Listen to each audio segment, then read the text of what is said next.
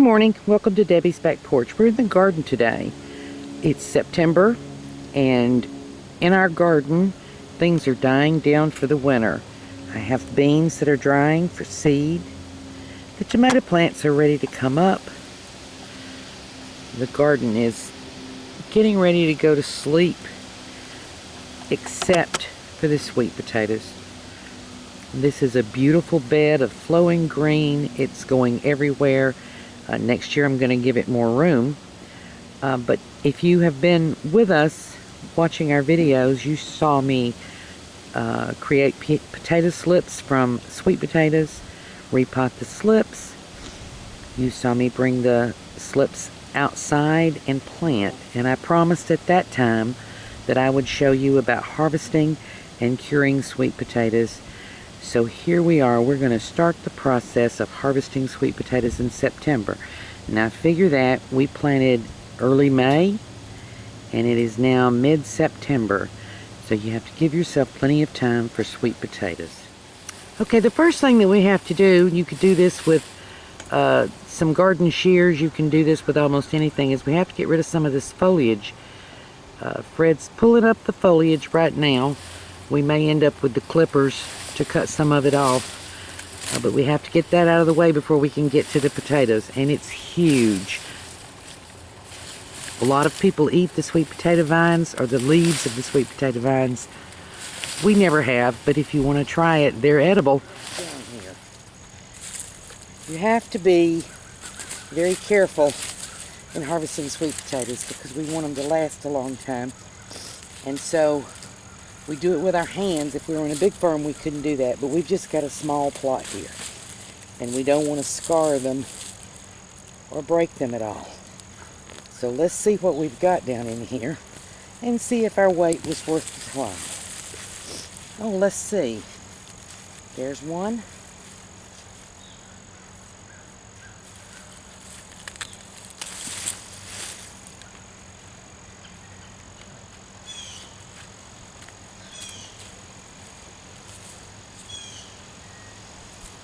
And that one got torn a little bit. Sweet potatoes need to be cured before you eat them. And by curing, they need to be as close to 85 degrees in fairly moist heat. Oh, that's a good one.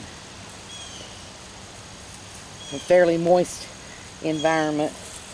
And the temperature is very important. If you can store them at 85 degrees, they'll cure in as much as little as 4 to 7 days, and every bit you vary from that adds to the time needed for proper curing. We're going to put ours in the basement, which is not the optimum temperature, but it's as close as we can get, and we will have moisture, and we may add a little heat if it gets too cool. Once they're stored, once they're cured, look. Then we can store them in, we're going to store them in milk crates. You can store them in mesh bags.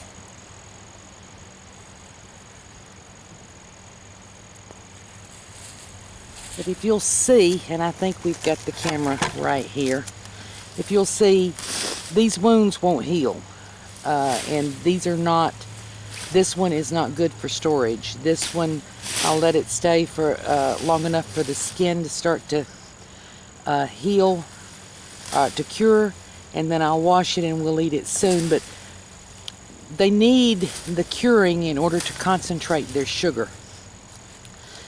Right now it won't taste very nice and sweet. It needs a little while for both the skin to get hard and for the sugar to concentrate. We will come back when we get a few more.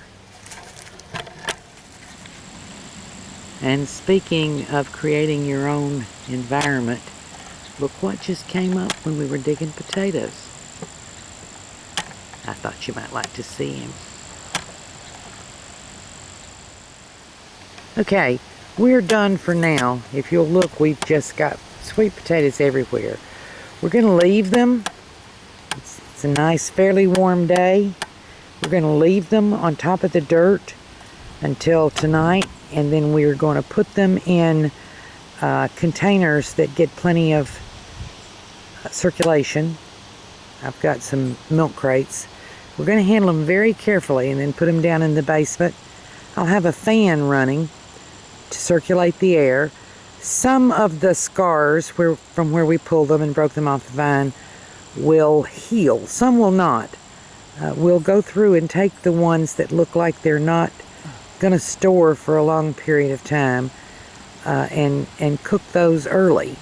I'll make a sweet potato pie. We may do some fried sweet potatoes. And the other ones we will use probably for 4 or 5 months. My granddaddy used to bury them in dirt and leave them and dig them out when he needed them, but that's not going to happen here. We're going to put them in the basement, and we'll see how long we keep them. But I think you'd have to agree that this is a really great return on 3 sweet potatoes I bought at the market up in Ellijay, Georgia. So good luck growing your sweet potatoes. Thank you for joining us on Debbie's Back Porch. Hope to see you soon.